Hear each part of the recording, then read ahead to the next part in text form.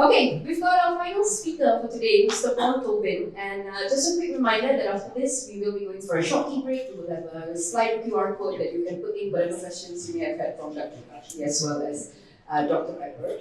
But before we go for tea break, something even juicier, we're going to talk about offence. Okay, so and to help us unpack that, Mr. Paul Tobin is the founding president of the Humanist Society of Singapore. Paul led the organization from 2010 when it was first incorporated to 2012, and then from 2014 to 2016. And he's also the author of The Rejection of Pascal's Wager that was published in 2009. And he has been a very vocal advocate, a very familiar face for the non-religious, speaking at numerous conferences and interfaith events to better promote public understanding. Now, in addition to his humanist work, Paul is an engineer by training and a successful entrepreneur in the oil and gas industry. Please join me in welcoming Mr. Paul Tobin.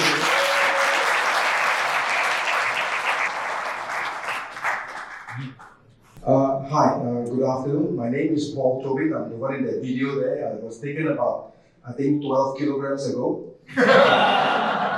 And so the talk I'm going to give is not new. It's actually done. I've done it twice already. And the reason why I'm giving it here is that's the talk that, as a representative of Humanist Society, I gave to the S. Rajaratnam School of International Studies of the Nanyang Technological University. They're a government-linked think tank. And it gives you an idea of what we in Singapore as members of the Humanist Society try to give feedback to the government. I think most of you are probably aware that in Singapore you have racial harmony laws, where if you say something that supposedly hurt or menyakit hati someone of another religion, you can be hauled by the police, and it's not a pleasant task. So when we were given the opportunity to speak to a think tank, this is the talk that I gave to them. So at the end of this slide, you will see some policy recommendations. Just ignore it, but it's just to give you an idea of what we do. Okay, that's me. That's done already. Now, the main contention between belief and non-belief in the past have always been our non-believing aspects. And you can see that almost all religion in the world try to immunize their believers against non-belief. You get phrases in the Bible that calls non-believers fools. Phrases in the Quran that promise them eternal punishment. And even in Hinduism, there are concepts of someone who do not hold to the authority of the Vedas. And it can be hazardous to your health, as we know. In Europe, one of the most famous cases is Giordano Bruno, who was executed for his belief. In the Muslim world, the idea of a zindiq, someone who doesn't believe in the validity of their religion, you can be killed for that. Today, things are not so bad, as we all know. There are about 120 humanist, atheist, and free thought organizations in the world. Okay, by the way, just to let you guys know, this is from a Humanist Society meeting a few years back, and we asked them what are the values they value most. The girl that carries empathy, that's my daughter, by the way. Humanists and non-believers are not well liked worldwide. A survey in Brazil showed that 17% said that they hate atheists, not just dislike, have no feelings, hate atheists. Another 25% felt antipathy towards them. In a recent election, just a few years back actually, this slide's a bit old, some members of the Greek Orthodox Church said it's a sin to vote for someone who doesn't believe into office.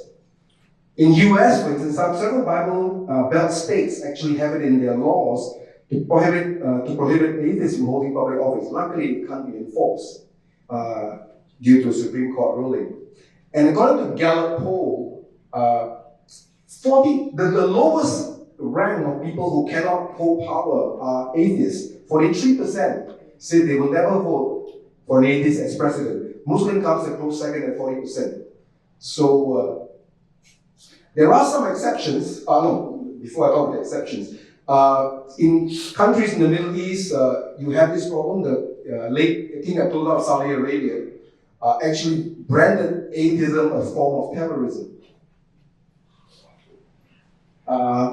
Pepper's country, the ex-prime minister, now I think heavily in jail, actually said humanism and secularism are deviant and a threat to Islam. And in July 2014 in Egypt, the government had a campaign to fight against the presumed spread of atheism in country. So again, we don't have a lot of love in many places in the world. There are exceptions though. The current Pope, he said this quite a few times that atheists can go to heaven. I don't believe it, but I appreciate it. But one thing that's good, in Singapore, the Institute of Policy Studies out of the National University of Singapore came up with a result that was quite interesting. They had a survey among Singaporeans, and they found that although I think about almost 70% of Singapore hold on to a religion, one form or another, 95% of people in Singapore have no problem with atheists. So that's a very good thing. So we're starting from a platform that's a lot better than Malaysia or a lot of neighboring countries. So about offense, there are two ways that offense is met by a lot of political systems in the world. One is offense laws that are written as blasphemy laws that are written to protect a certain religion, normally the dominant or the traditional religion of that country, be it Christianity, Islam, Hinduism. 11 countries in the world, maybe more now, I'm not sure, or less, where apostasy and blasphemy is a punishable offense. And in some of these countries, the punishment includes the death penalty. So not believing can make you lose your life. This is one case that's quite interesting. It happened a few years back. There's this Pakistani lady, Asia Bibi, and she's Roman Catholic, so a minority in the Muslim country. And she lives in a poor village where her family are the only non-Muslims. And so what happened was they were farmers, and she was asked to fetch water for the people working in the farm, which she did. And while she was fetching the water, she took a cup and drank something from it. And her neighbor, who had a dislike for her, said, "Hey, you're a Christian, you're not allowed to drink from this. It is haram for you to drink from utensils meant for Muslims." So she debated. It started becoming a religious quarrel. And as a result, they became out of control, the news spread, and Pakistan having actual blasphemy laws, she was accused of blasphemy, actually sentenced to death. Now, I think a lot of secular groups fought for her, and in the end, I think to save face, she got off on a technicality, and I think she left Pakistan for Canada in 2019. So the danger is still real in a lot of countries. Another one in Saudi Arabia, right? But he's still in jail right now, by the way. His wife is still in the UK. I bought her wife's book, not yet published by Amazon, waiting for it forever. But being a secular writer, he was sentenced for secularism and still in jail. I'm not sure he was actually given 50 lashes. But and in Myanmar, there was an Englishman, a Kiwi, who set up a pub. And in order to get more business, he had a picture of the Buddha wearing music headsets, listening to music. They have a good time, you know. And for that, he was actually jailed for 2.5 years in Yangon for that act of blasphemy. And if you go to Bangkok, Thailand, you see that as well. There are big posters that saying, "Do not insult the Buddha," blah, blah, blah, and everything like that. So these blasphemy laws are real, and they're still in place in most of the world. In case you think it only applies to countries in the East and to Africa, not so fast. Because until very recently, Greece, the cradle of democracy, still had blasphemy laws in their books until 2019. And prior to that, there was a 27-year-old man who was sentenced to 10-month jail for having a Facebook page that apparently made fun of one of their saints. And this is what the Facebook page looked like.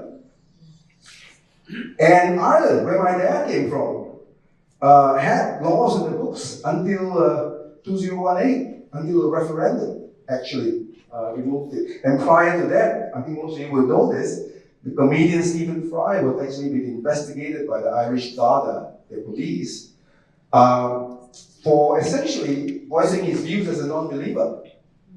There was one person who reported him to the police. And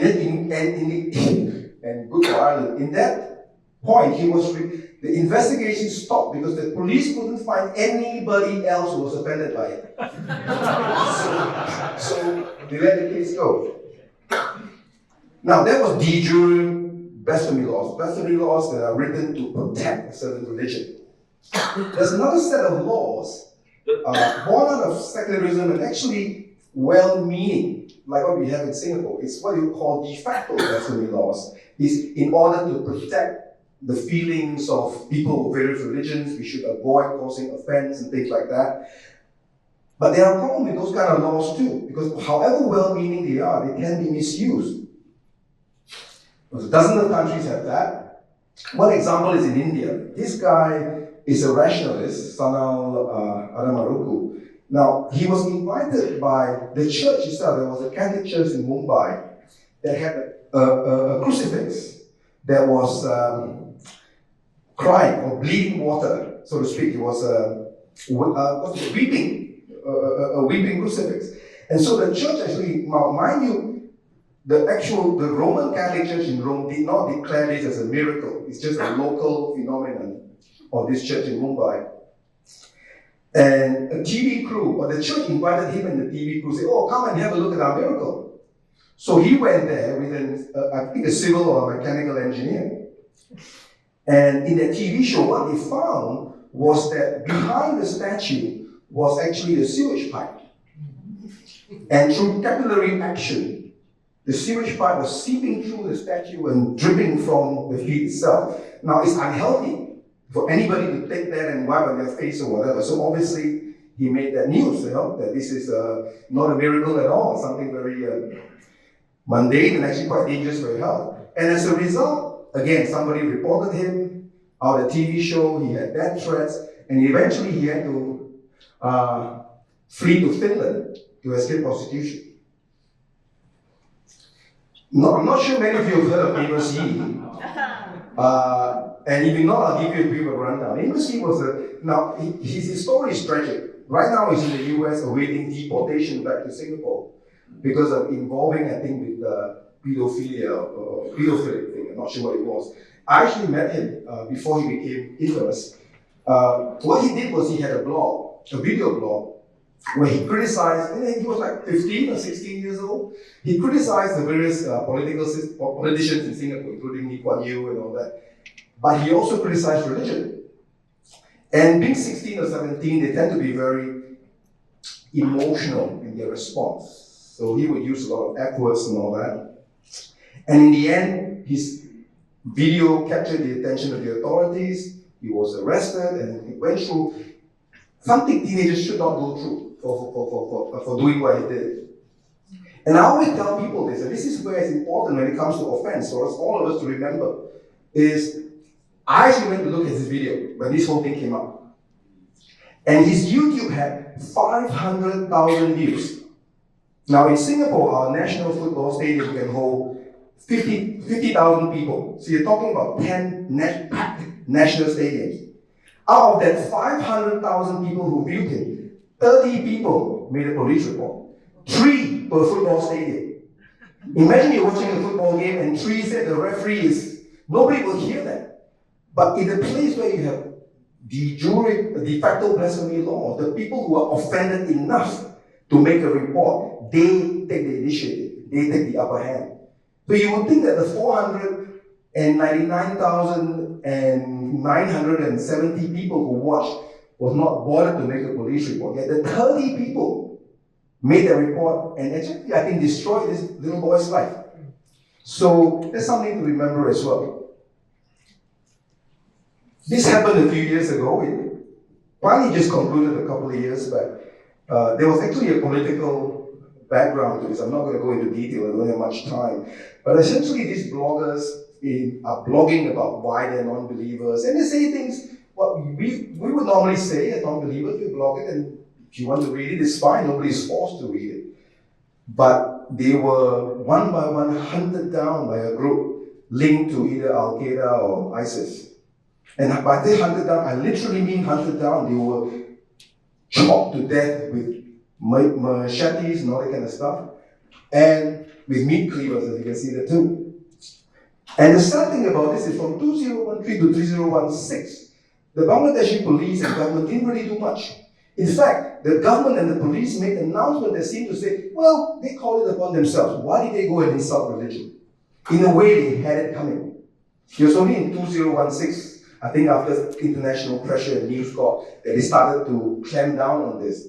And by then, if you remember that poem by, I think that German theologian in World War II, they were no longer satisfied with just butchering atheist bloggers. They were butchering Hindus, they were butchering Shia Muslims, they were butchering Ahmadi Muslims, so they were widening their circle because they got emboldened. And this is a strange case. One of the bloggers was stabbed near his office, and while he was recovering from his wound, he was arrested for hurting religious sentiments. Finally, in 2024, there were 4 people who were finally, we saw some justice in the murder of some of the bloggers. They were sentenced to death for the murder of Ananta Bijoy Das. And now there's something flaring out in Bangladesh again a few weeks ago because of the instability of the current government. They are beginning to prosecute Hindus again over there. So, not the problem has been solved. So, let's talk about offense. We've seen the bad side of offense. When people got offended, they do crazy things. What is offense? Offense is a wounding of feelings, annoyance, or sentimental cause, right? But sometimes people take offense for the dumbest of reasons. There was a case in the US where the mayor of Washington, D.C., one of his advisors left, didn't agree with him about some fiscal plan or something, and called his plan niggardly, which is an authentic word. I think it has Nordic roots, meaning miserly, not spending money and all that. And of course, some of the people take offense. Oh, this is the N-word. The Washington D.C. mayor is black, they're using the N-word on it. And that caused a lot of furor as well. Sometimes offense comes, and more often than not, by people who are ignorant. Sometimes offense comes through, and I will talk about this a bit later, hopefully I'll have time, through not understanding what the other person believes. Now, this happened in the Singapore University, where a group of evangelical Christian students, being overzealous, were trying to group some volunteers to go to Thailand to convert the unhappy Buddhists to Christianity. Now, if you know evangelical Christians, they're not lying. That's what they believe. They believe that unless you accept Jesus or whatever, you're not going to be happy, truly happy. So they're not saying anything on purpose to offend somebody. They're saying something what they believe, only they're saying it out loud. So I think the students got in trouble. I'm not sure how much trouble they got into, but certainly got called to the dean's office. And sometimes offense is taken when nothing is intended at all. In Singapore, there was a recipe for ham that was published, and it happened to coincide with Hari Raya Haji, which is a Muslim religious celebration. And one person actually felt offended enough to write a letter to the newspapers, and that's offensive to me, that you were writing about ham recipe when I'm doing my religious celebration. Another thing about offense is very important. You notice, like what Pepper was talking just now, how the May 1969 riots happened and all that. People are generally kind.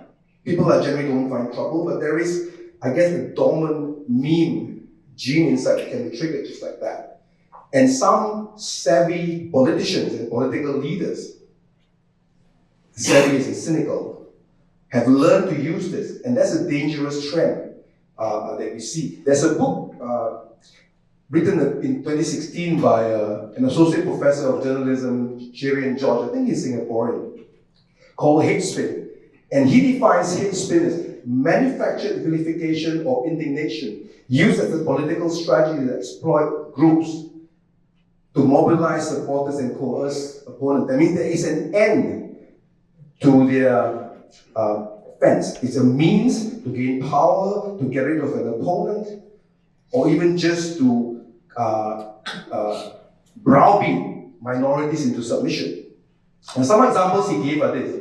The satanic verses, I think most of you are aware of it. I mean, the main push behind that was Iran, the Ayatollah in Iran, that gave money on Salman Rushdie's head. I won't talk much about it. The Danish Muhammad cartoons, I actually lived through that. I think most of you have. And I was quite surprised because from reading about it during the thing happened in Pakistan, you have riots all over the place. You kind of think it was a spontaneous religious reaction to this, but actually it's not the case.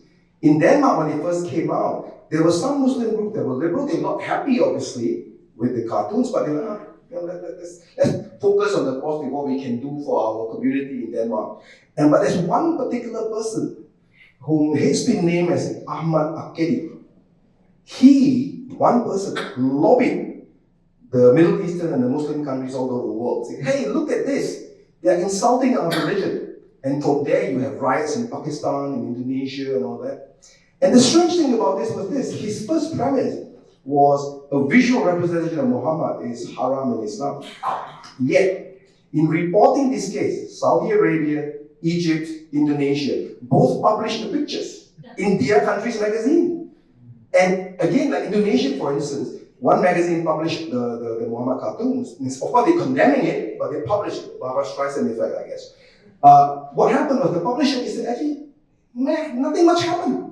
The average Indonesian was not particularly concerned about that. What happened again there was the political party called the Party for the Defense of Islam, Front of the Defense of Islam, brought this up and again started causing riots because of that.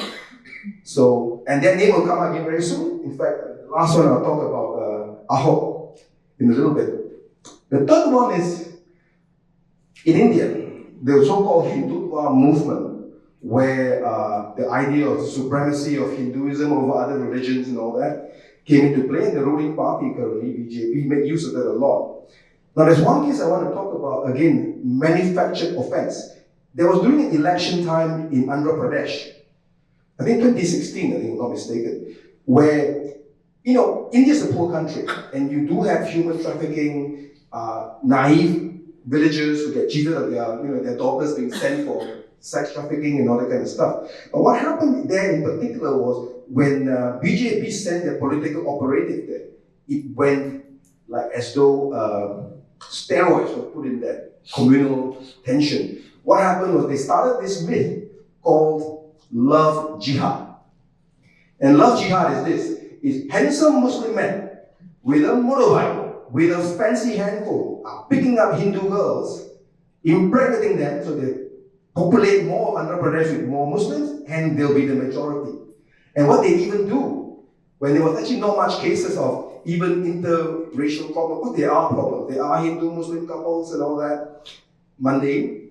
But what they did in BJP was they had a big poster saying, this is the hotline for you to call if you know of cases of love jihad. And the poster again has that, again, probably handsome Muslim guy with beard, with a handphone and a motorbike, which is the epitome of cool, and that causes riots. And because of that, BJP won one of their biggest victories in Andhra Pradesh province, because people begin to fear. Now, the ironic thing is this, in the ensuing riots, the number of deaths between Muslims and Hindus was 2-1. 2 Muslims for 1 Hindus. I'm not saying you should count, but the image created was, oh no, Hindus are being slaughtered by Muslims. So as a result, people out of fear, this is the only party that can save us. We're going to vote for them. Very common all over the world. So something to look at. So again, offense is not just something uneducated or easily offended people do. It can be used as a weapon. The last one I want to talk about is actually not in his book, but he was talking about how Ahok was doing. Ahok, by the way, is an Indonesian of Chinese descent. He was voted governor of Jakarta province.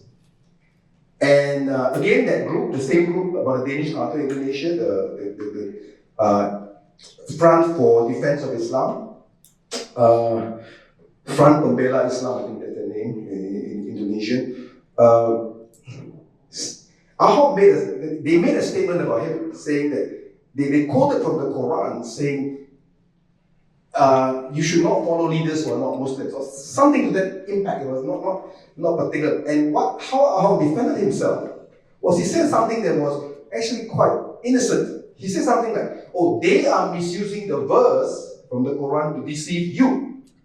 But what happened was one professor in Indonesia actually twisted his words, edited the video such that he said the verse is misleading and trying to cheat you, lie to you. Hence, blasphemy against the Quran. So as a result, there were riots again. And because of that rise, HUONE was put in jail while he was governor and running for re-election. So although the president of Indonesia was his friend and tried to calm things down, he couldn't. In the end, he had to let the law takes its course, that the masses can only be satisfied if they get their pound of flesh, so to speak. So he was in jail for a couple of years. I think he's out now, and I think the president rewarded him with being the president of the National Oil Company, Pertamina, for a few years. So at least he's okay now. But again, manufactured offense. So let's look at it in more detail. I mean, whether it's manufactured or whether it's okay. Can we avoid giving offense? We can't. Sometimes, just by being a non-believer, your existence itself is offensive to someone who's a believer. You can't avoid that. Should one avoid giving offense? Well, think about the case of that our friend in Mumbai who discovered that the crucifix was leaking, was weeping not holy water, but weeping sewage water. Isn't it his responsibility to say, hey, believe what you want, but this is where it comes from? So, no, one should not always try to look behind one's back to see what one's saying is correct or not. Can one be free from offended? I think that's quite impossible nowadays. Go to the internet, 2 or 3 clicks, you'll find something that offends you.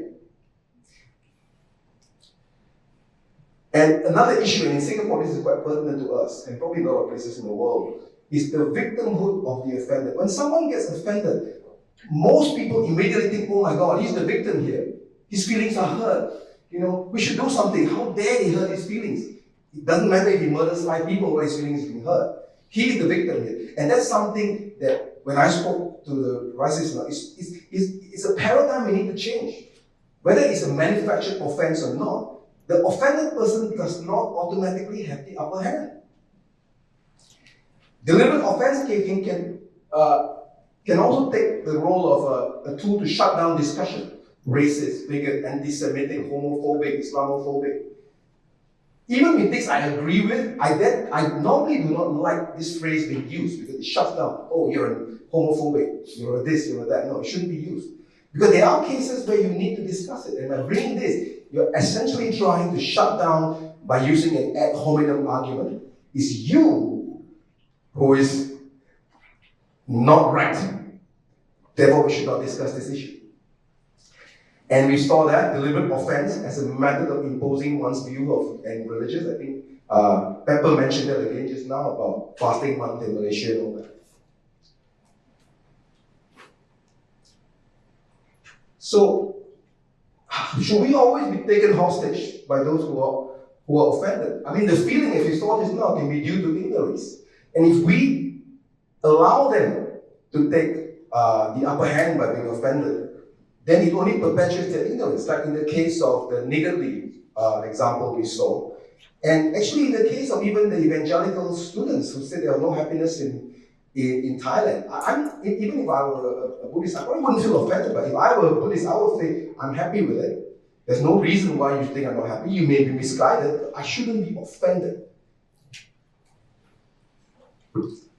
And people who feel offense normally is due to a sense of entitlement, that my culture, my religion is superior to yours.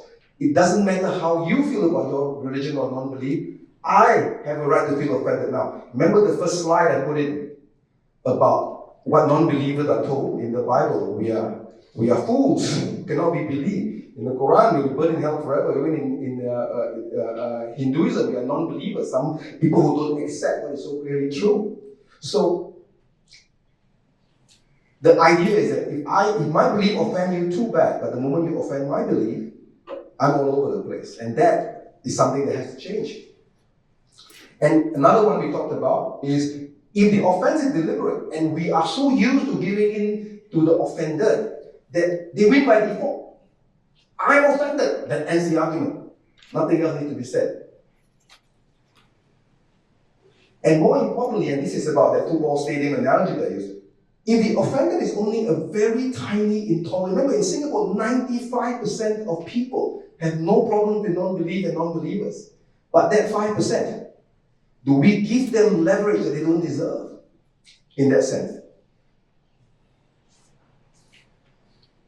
And again, the case of where they utilize well-meaning harmony laws to further their aims and their views, like in India. So, whenever a case of offense happens, we should and tell all our friends who are believers that it's not automatic that the offender is right and the offendee is wrong. And I think that paradigm needs to change. So, what's the way forward? Again, this is my policy, my recommendation. Is one, we have to develop tolerance of different views. And this is a message that as non-believers we have to bring it out in cases where feelings are not ruffled yet. When we're talking with friends who are believers, who are more willing to listen when there's no, is that we cannot avoid offense. In Christianity, I'm a fool. Because that phrase in the Old Testament. I'm not offended by it. I don't believe in it. It doesn't matter. But if I want to be offended, I can find that to be offended about. So we cannot avoid offense. And there is no fundamental human right to be protected from being offended. You can look at the UN Statute of Human Rights. It didn't say you have a right never to be offended in your life. There's no such human right.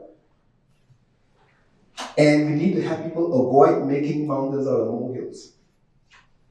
I mean, if the issue is small, as a society, as a group, we should tell people it's a small issue. Also very important, a philosophical conundrum, right? Do we tolerate the intolerant? There is no moral equivalence between murdering someone for drawing a cartoon, whether it's Charlie Hebdo or whatever, and being offended. It's not right to say, oh, I understand where he's coming from, like in Bangladesh. You had it coming. It's like saying, you wear a miniskirt, you get raped, you had it coming. It's the same thing. There is no moral equivalence, and we have to bring that up. There is no moral equivalence from offending you with the words and you killing me for it. And this is very important because in Singapore context we have this and people misunderstand that. And I think we go a long way towards making things different. A lot of times we use the word, I respect your beliefs. I think that's wrong. How can I respect a belief that says I'm a fool, that I will be in hell forever? But I can respect your right to believe. Because I don't think it's true, but you have a right to believe it. Therefore, when we argue or debate about religion or belief, non-belief, you know that I'm not trying to take away your right to believe. But because I do not share your belief, I am under no obligation to respect your belief. But I am under an obligation because I want my right to not believe as well, to respect your right to believe. And I think this is where wording plays a very important role. We respect each other's right to believe or non-belief, not respect the content of the belief per se. Because like I said, if you say you respect other people's belief, you make us hypocrites. Either we accept somebody calling me a fool, I'm lying to you when I say I respect that belief. I may respect certain aspects of it. I mean, obviously, I was raised as a Roman Catholic, and I think some of the verses that I find, for instance, the parable of the good Samaritan, very rarely do you find other religious philosophy with that. Really, an outsider that you detest, thinking that they can do good. That's one of the things that are good. So, doesn't mean if you don't respect that you reject everything. It means just like every human culture, there are aspects that are good, and there are aspects that are bad. And we remove the bad and we keep the good. So, this is a quote from Alan Levinovitz. You can think a religious belief is wrong without being intolerant. Tolerance is not synonymous with believing someone else is right. It's a virtue that allows you to coexist with people whose ways of life are different from your own without throwing a temper tantrum or a punch. So, policy suggestions. I know maybe the wrong crowd for that, but this is what we will do when we invite you. Is in Singapore we have closed door.